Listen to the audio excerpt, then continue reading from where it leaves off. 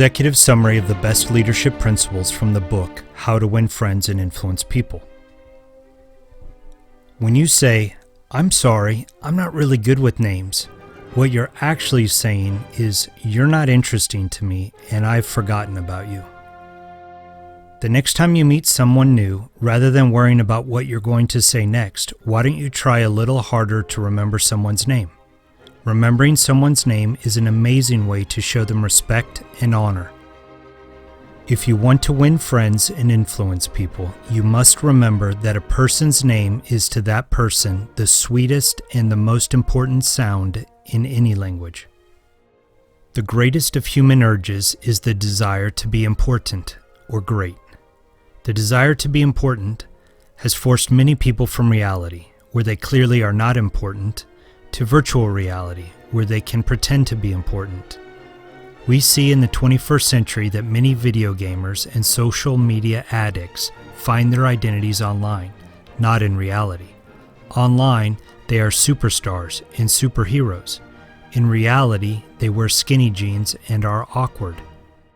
If you want to win friends and influence people, you must make the other person feel important, and you must do it sincerely. Imagine that you're at a social event and you meet a banker. It's pretty obvious that you don't like banking or money.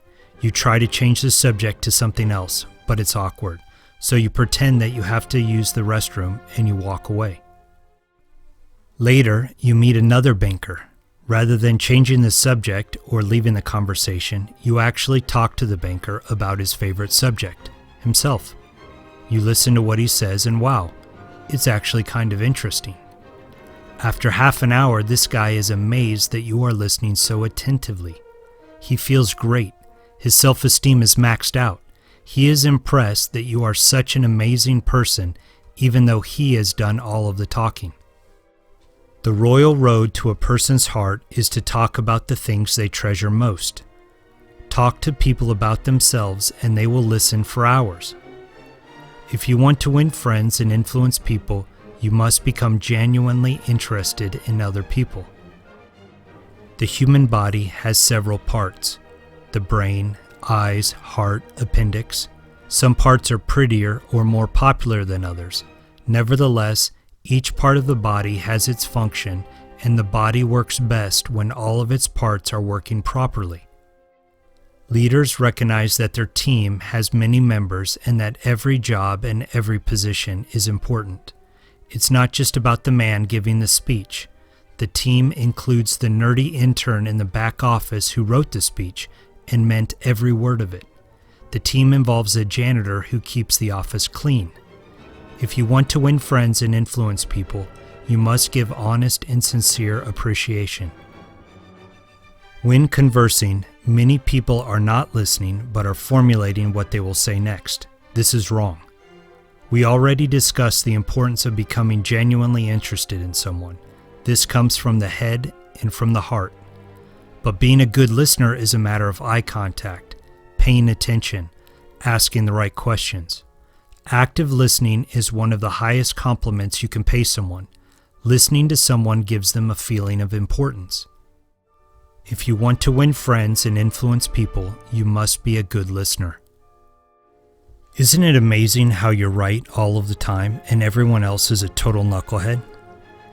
Maybe you've got it all backwards. Did you ever think that maybe you're the knucklehead and that everyone else is right? Imagine that your neighbor in the apartment next to you doesn't know that your apartment walls were built out of the cheapest materials on the planet, and that after a 12-hour shift as a police officer, she simply likes to listen to music for a few minutes to unwind. Rather than hating her, you should thank her for the job that she does to keep us all safe and simply ask her to turn her music down or to buy some great earphones.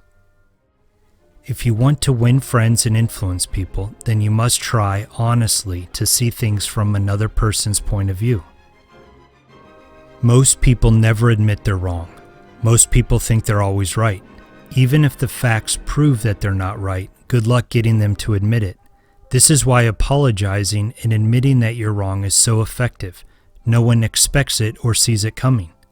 Here we see a manager who says, It isn't that I was wrong, it's just that the market crashed, or that the business failed, or that no one is buying right now. Excuses, excuses. Now imagine a leader who says, "I'm sorry, I should have listened." If you're wrong, admit to it quickly and emphatically. If you're going to get rebuked anyhow, isn't it better to beat the other person to it and admit your mistake? I like to eat ice cream, but a fish likes to eat worms. This is why when I go fishing, I bait the hook with a worm, not with ice cream. As a young Special Forces officer, I was politically very conservative. When I took my GRE to get into Harvard, I knew that 90% of GRE evaluators were PhD students. I further knew that 90% of PhD students are politically left-leaning. So when I started the analytical writing portion of my test, I organized my paper and I ensured that it was left-leaning. I ended up getting a fantastic score.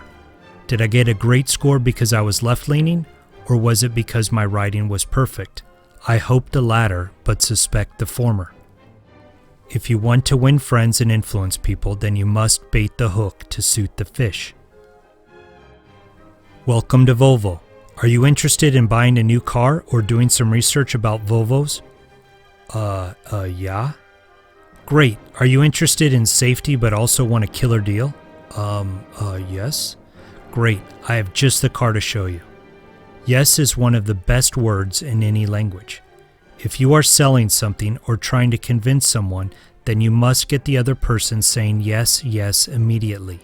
Begin by emphasizing the things on which you agree. When a person says no, pride demands that they maintain their no. People don't want to change their minds. If you want to win friends and influence people, you must get people to say yes. During my last tour to Afghanistan, we had a cook at our fire base that was such a punk. He stole so much of my time with his stupid attitude and his complaining. I had two choices: kick him out of the army or let him rise to the occasion. I chose to let him rise to the occasion. I told him that I needed his help once a week when I drove to headquarters to brief a future operation. As time went by, I gave him more responsibilities. At first, I let him drive. Then I let him set up and test the radios. Then I let him brief the convoy and to navigate. Then I let him lead the convoy. I could have kicked that kid out of the army, but I gave him responsibility and he rose to the challenge. If you want to win friends and influence people, you must give the other person a fine reputation to live up to. Okay, so there you have it, an executive summary of my favorite ideas from how to win friends and influence people. I hope you learned something new and are now a more capable leader. Thank you for learning, and don't forget to subscribe or share with a friend who also needs to know this.